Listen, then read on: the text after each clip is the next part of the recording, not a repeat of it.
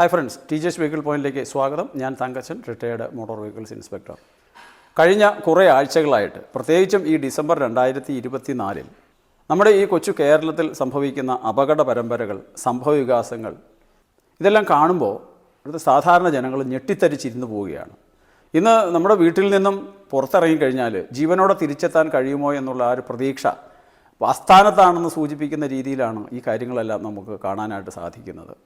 അതായത് നമ്മുടെ ജീവനും സ്വത്തിനും സുരക്ഷ ഉറപ്പാക്കേണ്ട സർക്കാർ സംവിധാനങ്ങൾ അത് വേണ്ട രീതിയിൽ ചെയ്യുന്നില്ല.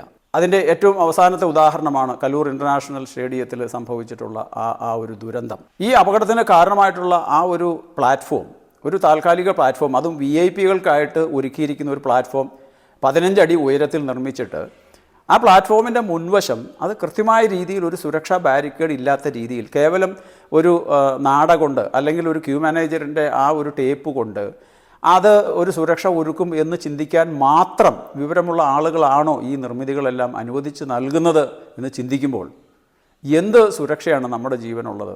റോഡുകളിൽ നടക്കുന്ന അപകടങ്ങളെക്കുറിച്ച് നമുക്ക് മനസ്സിലാക്കാനായിട്ട് സാധിക്കും. അത് ആ വാഹനം ഓടിക്കുന്ന ഡ്രൈവർമാർ നമ്മുടെ റോഡിൻ്റെ സാഹചര്യങ്ങളെല്ലാം തിരിച്ചറിയാതെ ഓടിക്കുന്നത് കൊണ്ടാണ്. ധാരാളം കാരണങ്ങൾ കണ്ടെത്താനായിട്ട് സാധിക്കും. ഇവിടെ ഈ സ്റ്റേഡിയത്തിൽ ലക്ഷക്കണക്കിന് ആളുകൾ ഒത്തുചേരുന്ന ഒരു പരിപാടി സംഘടിപ്പിക്കപ്പെടുന്നു. അതും നമ്മുടെ ഒരു സർക്കാർ സംവിധാനത്തിൻ്റെ ഭാഗമായിട്ടുള്ള അവർ എല്ലാ കാര്യങ്ങളും സൂപ്പർവൈസ് ചെയ്ത് അതിനുള്ള അനുമതി കൊടുക്കേണ്ട ഒരു സംവിധാനത്തിൻ്റെ കീഴിൽ ഇത് നടക്കുമ്പോഴും ഈ തരത്തിലുള്ള സുരക്ഷാ വീഴ്ചകൾ ഏത് തരത്തിലാണ് നമുക്ക് അംഗീകരിക്കാനായിട്ട് സാധിക്കുന്നത്? ഇന്ന് നമ്മുടെ ന്യൂ ഇയർ സെലിബ്രേഷന് വേണ്ടിയിട്ട് ആളുകൾ നമ്മുടെ ഫോർട്ട് കൊച്ചി ഭാഗത്ത് ഒത്തുചേരുകയാണ്. മോട്ടോർ വാഹന വകുപ്പും പോലീസും ചേർന്ന് കർശനമായിട്ടുള്ള നിരീക്ഷണം, അതുപോലെ സുരക്ഷ ഒരുക്കാനായിട്ടുള്ള സംവിധാനങ്ങൾ, മദ്യപിച്ച് വാഹനം ഓടിക്കുന്നവരെ പിടിക്കാനായിട്ടുള്ള കർശനമായിട്ടുള്ള റോഡ് പരിശോധനകൾ ഇതെല്ലാം ഉണ്ടായിരിക്കുമെന്ന് നമ്മൾ ഈ സോഷ്യൽ മീഡിയയിൽ കൂടിയൊക്കെ മനസ്സിലാക്കാനായിട്ട് സാധിക്കുന്നുണ്ട്. ഇവിടെ ഈ ലഹരിമുക്ത കേരളം എന്നുള്ള കപട നാടകം കുറേ നാളുകളായിട്ട് നമ്മുടെ നാട്ടിൽ പല സ്ഥലത്തായിട്ട് അരങ്ങേറുന്നതായിട്ട് നമുക്ക് കാണാനായിട്ട് സാധിക്കും. എന്നാൽ ഇന്ന് ഈ മദ്യപാനികളെ കൊണ്ട് ഇതുപോലുള്ള ദുരന്തങ്ങൾ ഉണ്ടാകുമെന്ന് ആശങ്കപ്പെടുന്ന സർക്കാരിന് വേണമെങ്കിൽ ഇന്നത്തെ ദിവസം ഇന്ന് ഒരു മദ്യനിരോധന ദിവസമായിട്ട് പ്രഖ്യാപിക്കുന്നതിൽ എന്തായിരുന്നു തെറ്റ്? വളരെ ആദരണീയനായിട്ടുള്ള ഒരു മുൻ പ്രധാനമന്ത്രി ഇവിടെ മരണപ്പെട്ടു, ദുഃഖാചരണമാണ്. എല്ലാ കാര്യം കൊണ്ടും വേണമെങ്കിൽ ഇന്നത്തെ ദിവസം അതൊരു മദ്യനിരോധന ദിവസമായിട്ട് പ്രഖ്യാപിക്കാവുന്ന ഒരു കാര്യമേ ഉണ്ടായിരുന്നുള്ളൂ. ഇത്തരത്തിൽ ഈ കൊണ്ട് ഓട്ടയടയ്ക്കുന്ന രീതിയിലുള്ള ഈ തരത്തിലുള്ള കർശന പരിശോധന, അതും 1000 പോലീസുകാരെ നിയോഗിച്ചിട്ടുണ്ട് എന്നാണ് പറയുന്നത്.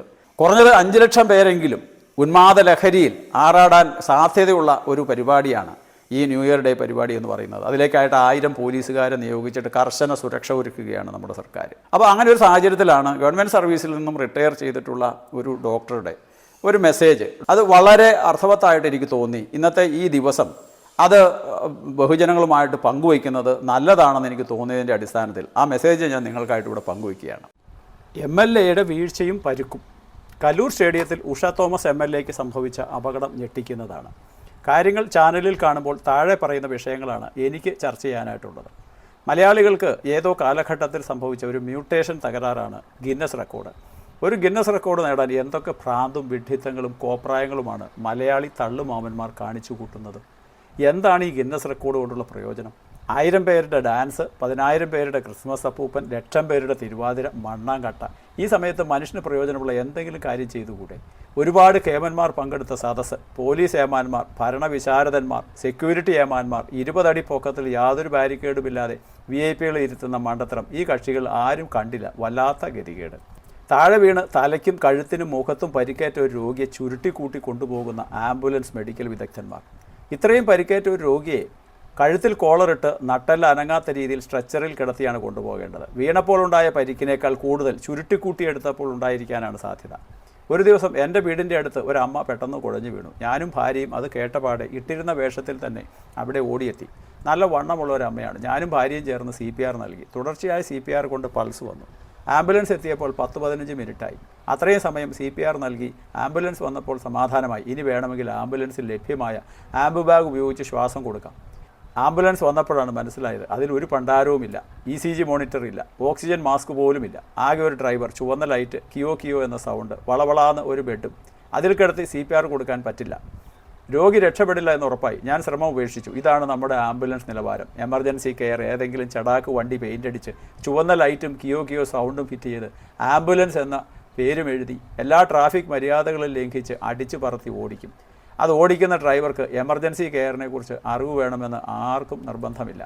എനിക്ക് പൊതുജനങ്ങളോട് പറയാനുള്ളത്, ജീവനിൽ കൊതിയുള്ളവർ ഇത്തരം ജനക്കൂട്ടത്തിൽ പോകാതിരിക്കുക. യാതൊരു സുരക്ഷാ ക്രമീകരണങ്ങളും കാണില്ല. തീപിടുത്തമുണ്ടായാൽ, സ്റ്റാമ്പീഡ് ഉണ്ടായാൽ ഇതൊന്നും മാനേജ് ചെയ്യാനായിട്ടുള്ള സംവിധാനമോ അറിവോ ആർക്കുമില്ല.